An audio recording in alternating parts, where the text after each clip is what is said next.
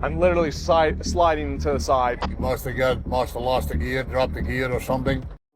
Gold runs in the Beets family, but no one expected this. For years, Mike Beets worked under the shadow of his legendary father, Tony, operating heavy machinery, managing crews, and keeping the family's gold mining empire running. Unlike his outspoken siblings, he stayed out of the spotlight, quietly building something of his own.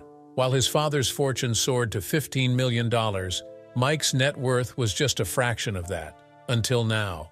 After years of relentless work in the unforgiving Yukon, he left behind something that would change everything.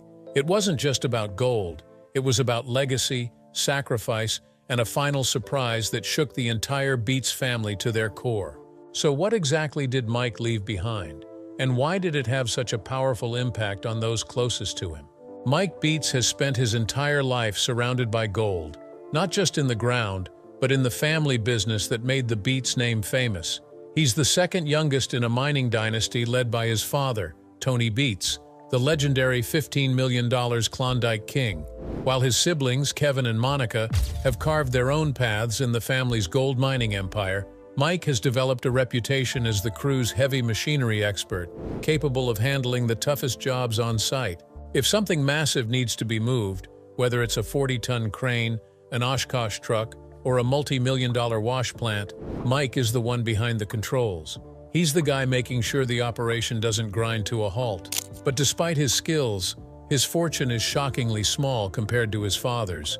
Mike has worked in mining since he was 13 years old, starting at the bottom like every Beets kid. While his father built an empire, Mike learned how to operate heavy machinery, haul massive loads, and handle the daily grind of life on a gold claim. Fast forward to today, and he's one of the most skilled operators in the business. But here's the twist. His net worth is just $200,000. That's less than 2% of Tony's massive fortune. Even his older brother Kevin is worth $2 million, while Mike is still fighting to prove himself. And the biggest question is, why? The Beets family isn't like other mining crews. This isn't a corporate operation with boardrooms and investors. It's a dynasty built on hard work, risk, and a little bit of luck. Tony, originally from the Netherlands, arrived in Canada with a dream and turned it into a gold mining empire. Along the way, he made sure his kids worked just as hard as any other miner. For Mike, that meant waking up early, working long hours in freezing conditions, and taking on the most physically demanding jobs. By his late teens, he was running heavy machinery, moving dredges, and handling multi-million-dollar equipment like a pro. But here's the reality. Tony Beets is still the boss. Unlike Kevin and Monica, who have taken on bigger leadership roles, Mike remains in his father's shadow. He's respected, he's experienced, but he doesn't own the operation. And that means he's still earning a miner's wage instead of an owner's fortune. Mining isn't cheap, and neither is running a crew the size of Team Beets. Mike's salary?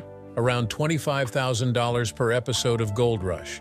That means he's pulling in roughly $500,000 per season.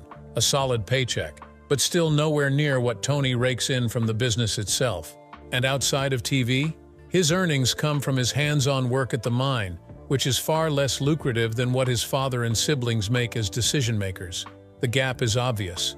While Kevin and Monica are involved in the business side of mining, Mike is still on the ground, doing the heavy lifting.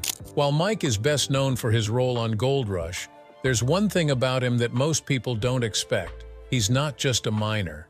When he's not hauling gold-rich dirt across the Yukon, he's engaging in full-contact medieval combat. Yes, real sword fights. Mike is a medieval recreationist, meaning he suits up in a 60-pound set of armor and fights in actual knightly battles. It's a hobby that sets him apart from the rest of his family. While Tony and Kevin are focused entirely on mining, Mike has another passion that's just as intense. Mining by day, night by night. It's a fascinating contrast. In the Yukon, he's a machine operator, battling the elements to pull gold from the ground. But when he's off duty, he's training for tournaments, swinging swords, and living a totally different kind of adventure. But back in the mining world, things aren't always smooth between Mike and Tony. While they work together, they've had more than their fair share of heated moments. One of the biggest blow-ups happened when a trommel shut down unexpectedly. Tony, ever the tough boss, expected Mike to jump in and fix the problem immediately. But when Mike hesitated, saying he was told it wouldn't move, Tony was not happy. His message was clear.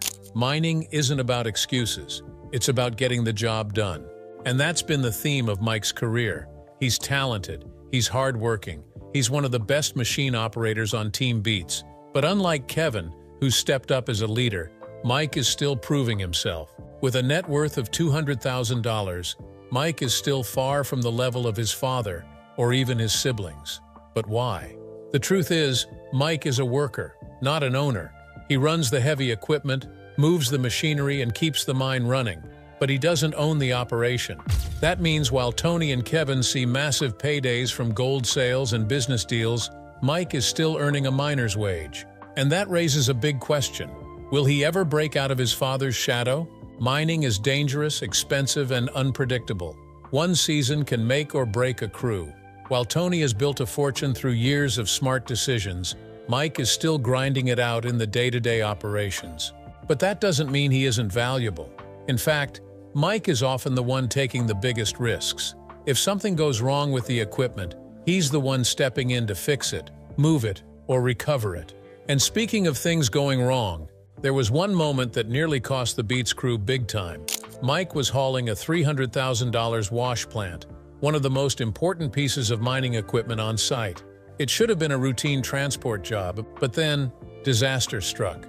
The job was supposed to be simple: load up a 25-ton wash plant, transport it 20 miles, and get it running at Dominion Creek.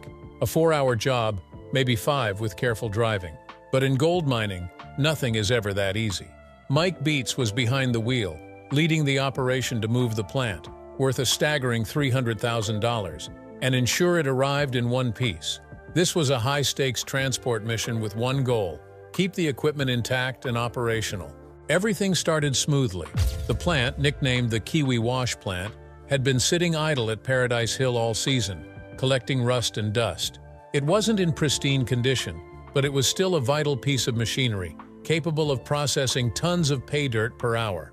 Tony Beets made a deal to get it moved, and Mike took charge of the transport. The equipment was loaded onto a massive lowboy trailer, secured with industrial-grade chains, and positioned for the long haul. The first few miles were uneventful. The convoy rolled through the dirt roads, navigating tight turns and unpredictable terrain, something the Beets crew had done countless times before. But then, without warning, one of the securing chains snapped. The shift in weight was instant and unforgiving. At that moment, the entire wash plant tilted off balance. The team had no time to react. In seconds, the massive structure crashed off the side of the trailer, slamming into the rocky ground below. The impact kicked up a cloud of dust, and the sound of metal scraping against rock echoed through the valley. Mike's stomach must have dropped. A $250,000 piece of mining equipment was now on its side, partially buried in gravel, and potentially wrecked. This was a full-blown crisis. With gold mining, every second matters.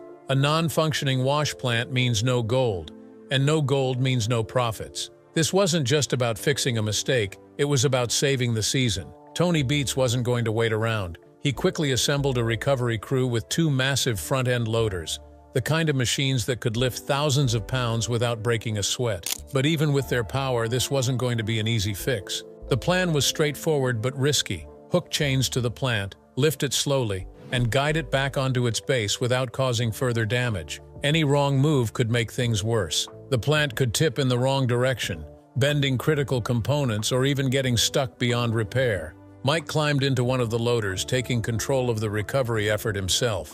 He knew that if the job wasn't done right, they could be looking at weeks of delays and hundreds of thousands of dollars in lost gold. The first pull strained the chains to their limits. The plant resisted, its weight deeply embedded in the dirt. But slowly, inch by inch, it began to move. The tension in the air was thick. One mistake, and the entire structure could tip too far the other way, causing irreversible damage. The loaders adjusted their grip, keeping the force even and controlled. With one final pull, the wash plant landed back on its base with a heavy thud. The relief was instant. The structure was back upright. But was it still usable? The first check showed visible dents, scratches, and some bent support beams, but the main components, the sluices, screens, and shaker deck, were all intact. Against all odds, the plant had survived the fall. There was no time to waste. The crew reinforced the chains, double-checking every fastening point before attempting the transport again. This time they moved slower. Every bump, every turn, was taken with extreme caution. The journey took twice as long, but after 8 grueling hours, the Kiwi wash plant finally arrived at Dominion Creek. The crew wasted no time unloading it, carefully positioning it for immediate operation.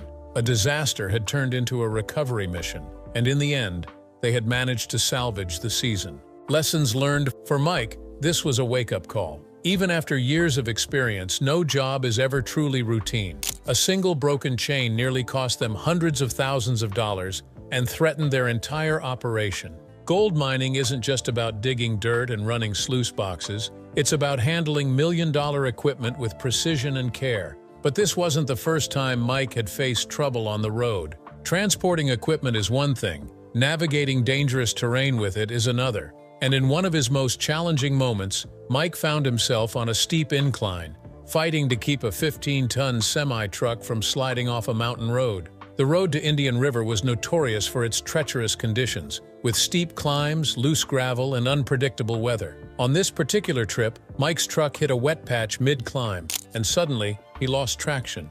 The back wheels started sliding, then the entire truck started drifting, sideways. There was nothing he could do. Gravity took over, and the truck began veering toward the edge. For a few terrifying seconds, it looked like the whole rig was about to go over the side. But this wasn't Mike's first time in a tight spot. He kept his cool, braced the truck, and radioed for help. Tony Beets was nearby and rushed in with another vehicle to anchor the truck before it could slide any further. A heavy-duty chain was secured, and with a coordinated pull, they managed to stabilize the semi and get it moving again. When they finally reached the top, the relief was obvious. The rest of the journey was mostly downhill, but the battle had already been fought. This season had tested Mike in ways few could imagine. Hauling a $300,000 wash plant off a mountainside, recovering from a near-catastrophic slide on Hunker Summit, and still keeping the operation running smoothly? That's the kind of pressure most people would crumble under. But for Mike, this was just another day in the Yukon. Yet, while his mining career is constantly in the spotlight, his personal life is far more of a mystery. Unlike his father, who built a name for himself as the loud, no-nonsense leader of the Beets family, Mike operates differently. He isn't interested in sharing details about his personal life with the public, and he stays away from social media, keeping fans guessing about what happens when the cameras stop rolling. For someone who has spent years on television, he has managed to keep his life remarkably private. There are no public records of a wife, no confirmed relationships, and no visible signs of a family outside of his siblings and parents. While his brother Kevin and sister Monica have been more open about their personal lives, Mike keeps his focus on the job, and that's where people know him best. Mining isn't just a career for him, it's his way of life. Since he was 13, he has worked under Tony's leadership, learning every part of the business from the ground up. While Kevin has recently stepped away to start his own mining operation, Mike has remained loyal to the family business, running Paradise Hill and keeping things moving smoothly. Over the years, he's become the backbone of the operation, proving that he isn't just working for Tony, he's building a future in gold mining for himself. His role is massive, from managing crew members to handling multi-million-dollar equipment. And despite the setbacks, breakdowns, and harsh Yukon conditions, he continues to push forward, never backing down from the challenge. But working for Tony Beets isn't easy. His father is one of the most demanding men in the business, and being family doesn't give anyone a free pass. Mike has had his fair share of clashes with his dad, but their disagreements are never personal, they're business. Tony expects results, and when things go wrong, it's on Mike to fix them. There was a moment when a trommel shut down unexpectedly, and Tony wanted his son to step up and handle it. Mike hesitated, arguing that someone had told him it wouldn't move, but Tony wasn't having it. In his eyes, the job isn't done until the problem is solved, and giving up isn't an option. That's the kind of pressure that comes with working in the Beets family, and Mike has learned to handle it. Compared to Kevin and Monica, Mike has taken on more of the heavy lifting, literally. Kevin has moved on to his own claim, where he's proving that he can mine without his father's direct oversight. Monica handles gold cleanup, ensuring that every ounce of gold collected is properly weighed and accounted for. But Mike? He's the one in the machines, making sure everything stays in motion. Whether it's a 40-ton crane, a 25-ton wash plant, or a semi-truck hauling thousands of pounds of equipment up dangerous Yukon roads, he's the one doing the work that makes mining possible. And with gold prices at record highs, every piece of equipment, every transport job, and every operation he oversees is more valuable than ever. His commitment to the business hasn't gone unnoticed. Even Tony has acknowledged that while Kevin may have chosen a different path, Mike has stepped up in a major way. Running Paradise Hill is no small task, but he's doing it successfully, keeping the mine running efficiently and proving that he has what it takes to lead. He's also been instrumental in some of the biggest moves the Beets family has ever made, including the return to Indian River after 4 years away. That move alone required transporting massive machinery over steep, dangerous terrain, a job most people wouldn't even attempt. But for Mike, it was just another challenge to overcome. The biggest question is what comes next. With Tony still leading the family operation, Mike has the experience and the skills to take over one day. But will he want to? Mining has always been his life, but he has never been one to seek the spotlight or talk about his long-term plans. If he ever decides to break away and start his own operation, he certainly has the knowledge to do it. But so far, he has stayed loyal to his father's business, keeping Paradise Hill running and ensuring that the Beets family remains one of the most successful mining teams in the Klondike. With everything he has built, one thing is clear: Mike Beets is more than just Tony's son. He's a leader in his own right, a skilled operator, and a key figure in one of the most successful gold mining operations in modern history. And while his future may still be a mystery, one thing is certain: whatever he chooses to do next, he'll do it on his terms.